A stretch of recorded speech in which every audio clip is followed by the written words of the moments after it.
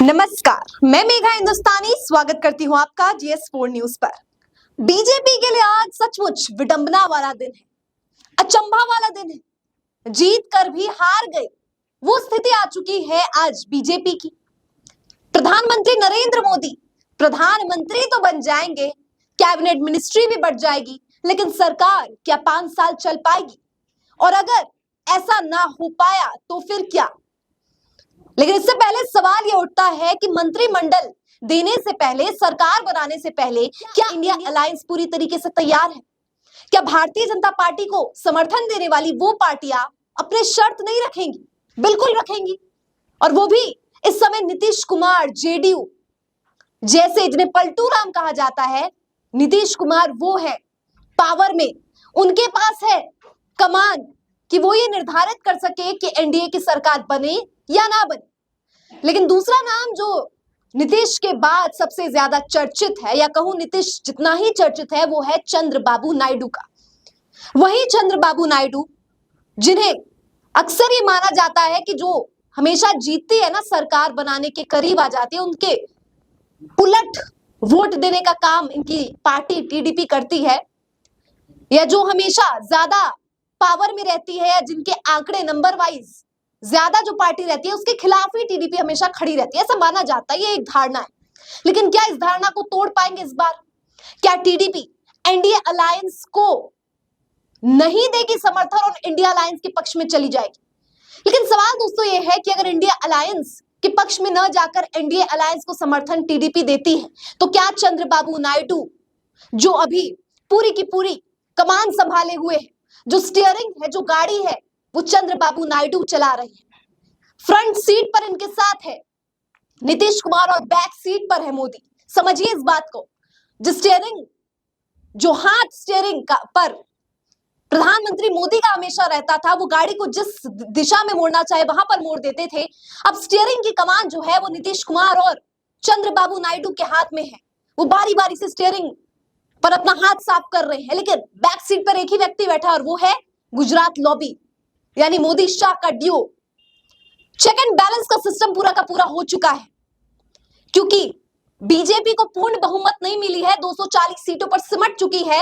ऐसे में इंडिया गठबंधन को बहुत मजबूती मिले, और अब संसद में किसी भी कानून पर बेहतर तरीके से चर्चा की जाएगी।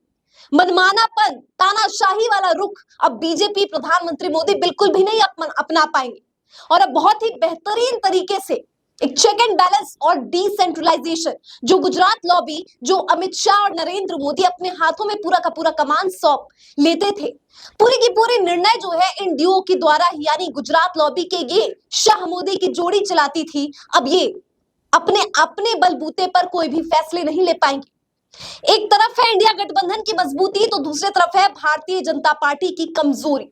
और ये कमजोरी है वो नेता जो बागी हो रही है, जो दबे स्वर में ही सही पार्टी के विरोध में बातें कह रहे हैं।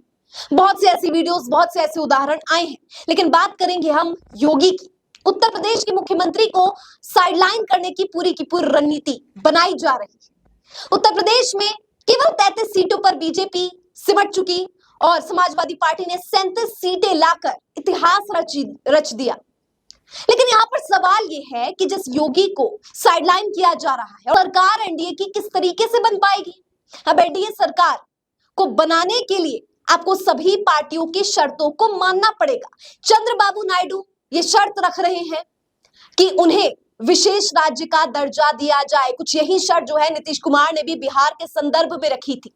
तो क्या आंध्र प्रदेश को, क्या बिहार को विशेष राज्य का दर्जा मिल जाएगा? क्या तेलुगु स्पीकिंग लोगों को अब उनकी हकों की, उनकी जो आवाज है वो मिल पाएगी? क्या अधिकार मिल पाएगा? क्या इतने समय से जो भारतीय जनता पार्टी और मोदी अपने ऊपर आत्मविश्वास से पूरा का पूरा भरे हुए थे, अब उन्हें मालूम हो जाएगा कि अगर देश में सरकार चलानी है, सत्ता में बैठना है, तो सबका साथ, सबका विकास अपनी पार्टी के मायनों में, गठबंधन के मायनों में भी करना पड़ेगा। ये हरियाणा में जेजेपी के साथ जो कुछ भी किया गया, ये उद्धव ठाकरे फ्रैक्शन जो एनसीपी की आप देखते हैं इस समय, जो ये वॉशिंग पाउडर, ये वॉशिंग मशीन चलाने वाले बीजेपी अब वॉशिंग मशीन चला पाएंगे कि नहीं, ये सवाल खड़ा हो गया है। या अब ये वॉशिंग मशीन की दुकान, ये अपना पूरी लॉन्ड्री समेट देंगे और अब पूरा का पूरा कमान जो है इनके गठबंधन साथियों के पास आ चला है। अब चंद्रबाबू नायडू या नीतीश कुमार को कौन सा मंत्रालय दिया जाए, इस पर बहुत बड़ा सवाल है। अगर फाइनेंस मिनिस्ट्री दी जाती है तो इलेक्टोरल बॉन्ड का भांडा फूट जाएगा। अगर एजुकेशन मिनिस्ट्री दी जाती है तो पेपर लीक और नीट का स्कैम इतना बड़ा जो सब कुछ हुआ है उसके बारे में देश दुनिया को पता चल जाएगा। लेकिन सबसे दिलचस्प है कि इन्हें और अभी तो ये बताया जा रहा है कि टीडीपी को ऑफर किया गया स्पीकर का पद, लेकिन मैं आपको बता दूं कि स्पीकर का पद मांगा गया था चंद्रबाबू नायडू से, यानी चंद्रबाबू नायडू ने बीजेपी से, एनडीए से स्पीकर का पद मांगा था। क्योंकि स्पीकर कितना बड़ा रोल निभाता है आपने देखा पिछले सेशंस में किस प्रकार से बीजेपी मनमाने तरीके से सरकार में कोई भी कानून लाती है और पास कर देती है। जीएसटी, डिमोनेटाइजेशन, तमाम वो तरीके हैं जिससे लोगों को सड़क पर ला खड़ा कर दिया। इंडिया की इकोनॉमी यहां से यहां आ गई, घटता गया सब कुछ। देश की परिस्थिति, अर्थव्यवस्था के साथ खिलवाड़ करने का काम भारतीय जनता पार्टी ने और नरेंद्र मोदी ने बतौर प्रधानमंत्री पद के गरिमा का मान तक नहीं रखा और इस तरीके से लोगों को इतना परेशान किया। लेकिन अब अगर सदन में विपक्ष का नेता, विपक्ष में इसलिए कह रही हूं क्योंकि एनडीए अलायंस सिर्फ दिखावे की अलायंस है। दरअसल वास्तविकता यह है कि बीजेपी के साथ जो तमाम पार्टियां सरकार बना रही है, असल विपक्ष तो वो खुद है। तभी तो ये तमाम पार्टियां जो बीजेपी जिन्हें पूछती तक नहीं थी, बेइज्जत करती थी, अब इतने तस्वीरें सामने आ रहे हैं, सोशल मीडिया पर वीडियोस आ रहे हैं, प्रधानमंत्री मोदी सबसे मिल रहे हैं, मीटिंगें चल रही हैं।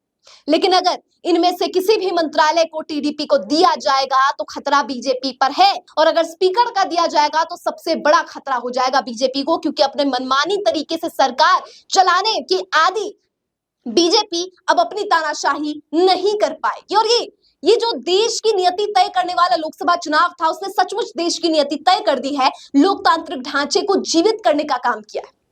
अब दोस्तों वीडियो को समाप्त करती हूं एक ही सवाल के साथ कि चंद्रबाबू नायडू का क्या होगा, और चंद्रबाबू नायडू अगर एनडीए अलायंस के साथ जाते हैं तो एनडीए अलायंस का क्या होगा?